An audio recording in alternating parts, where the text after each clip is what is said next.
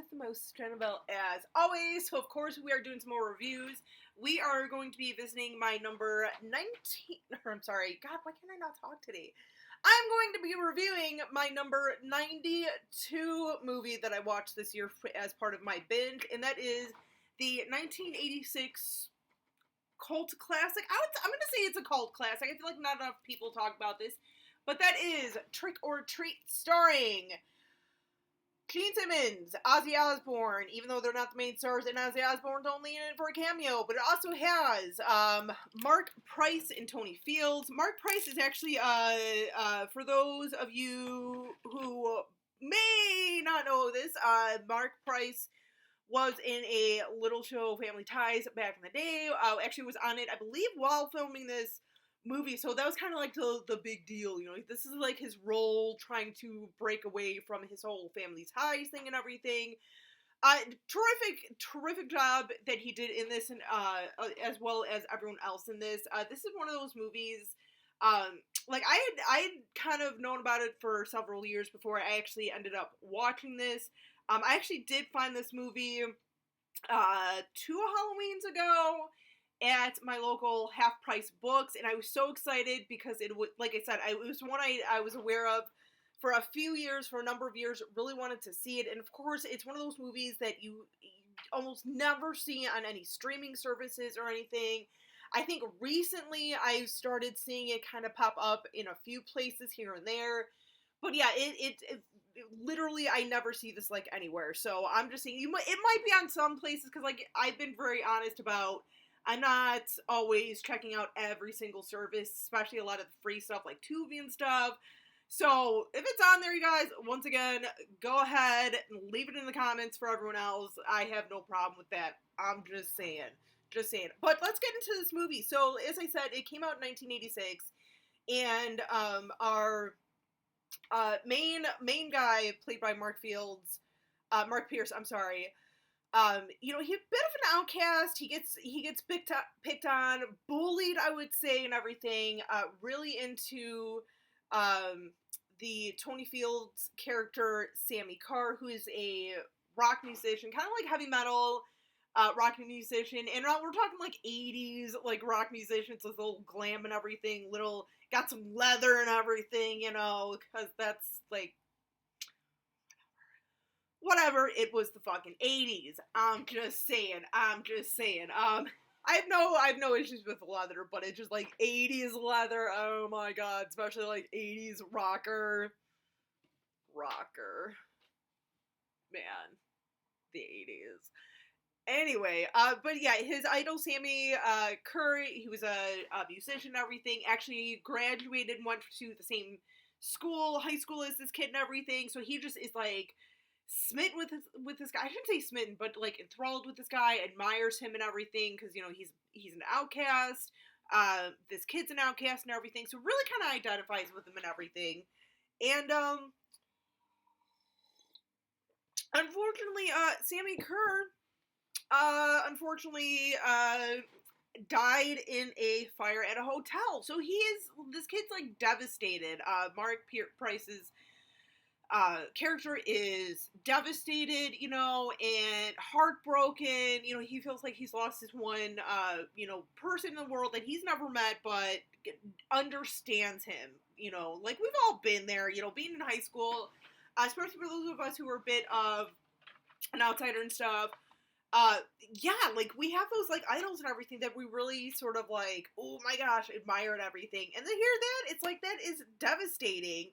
So of course, you know, he goes on to the radio station and everything, where guess who's the freaking DJ? Gene Simmons. Although, you know, I like Gene Simmons in this. Like, as I've gotten older, because I used to be a pretty big Kiss fan, not so much anymore, because I'm like, I'm not 12 anymore. If you still like Kiss, please don't think I'm not gonna. I still do listen to him. I'm just not like as into him.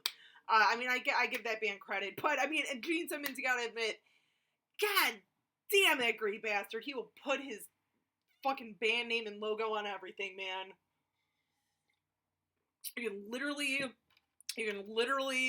have sex with Kiss by using one of their condoms, or he can be buried in Kiss Cast, and I'm just saying, man.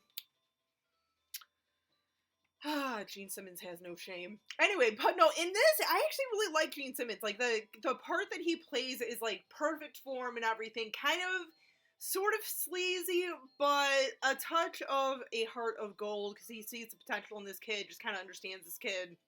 And he gives the kid this, like, the last copy of, the final recording from Sammi Curr and everything. It's the only one, of course, in existence. Not quite, though, because Gene Simmons also has, like, a cassette tape of it or something, so I'm like, you little lying sack of shit. But, you know what? Things kind of happen. The kid gets picked on one day again, and the record pretty much gets wet and everything, and, of course, when that happens, it kind of, like, gets eviled out, and starts kind of slowly possessing this kid. And, of course, then in turn, this kid, like, not necessarily just this kid, but with the help of, like, the spirit of Sammi and everything, a lot of these tormentors start getting killed and everything. Now, this is, you know, terrific movie and everything. It's a bit cheesy and everything, but, you know, after watching it this last time, like, I started to think, like, this literally could be one of those early, like, anti-bullying sort of movies. Like, don't pick on, like, the weird kids, because then we're gonna come back and we're gonna get, like, revenge on you. I'm just saying.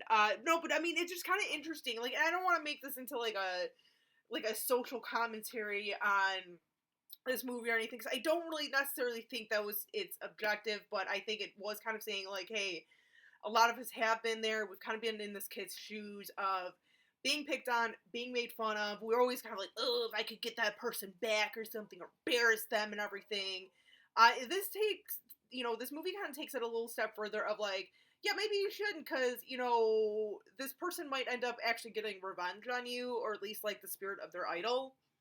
You know, that's why I'm just saying, too, I don't want to make this into, like, a total social commentary, because, I mean, it is kind of like a silly movie, but it is, you kind of do see some of that stuff of, like, especially today with, like, all the anti-bullying stuff, and, like, kids, like, killing themselves, or harming other people because they were picked on. So just to kind of, like, see a little bit of that in this movie that came out in 1986. But then again, too, also, on the other hand, if I'm going to make that argument, also, too, you could almost essentially say that this is also one of those movies where the type of entertainment you take in might influence you to do harmful things, such as heavy metal music. Oh my god, heavy metal music. You know, all those years that I spent listening to, like, Kiss and like, a little bit of Marilyn Manson and AC/DC and shit. Like, oh my god, and Ozzy Osbourne. Like, oh my god, I one of these days I'm gonna snap, I'm gonna go out and I'm gonna kill a bunch of fucking people. I'm not. That is sarcasticness right there.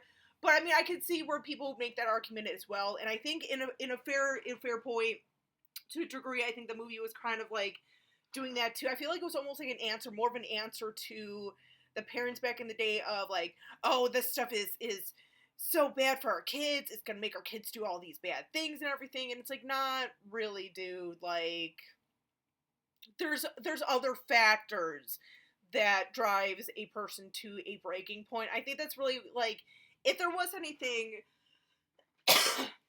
any sort of message to kind of take away from this movie, it's not always just one thing that sets a person off. It's not necessarily the influence of music or movies that will set someone off. No, it's usually a lot of times, like, the torment in everyday life of being picked on, bullied, whatnot, not being accepted, that sort of drive a person to that breaking point. I mean, I'm just saying, but it was just kind of weird how, you know, watching it this time, I was picking up on some of that stuff, and I was like, you know, and it just, with all the stuff that you read nowadays, it's, yeah. So I think that was kind of, like, on my mind, because it's like, you're always hearing about kids being picked on and stuff. And I think just because with like that kind of like in my mind a little bit, kind of saw it in this movie. But no, it's being even without like the sort of like social commentary that I sort of like found in this movie, it's still a really fun one. You can still kind of watch this, have some fun with it and everything. Bit cheesy, but hey, you know what?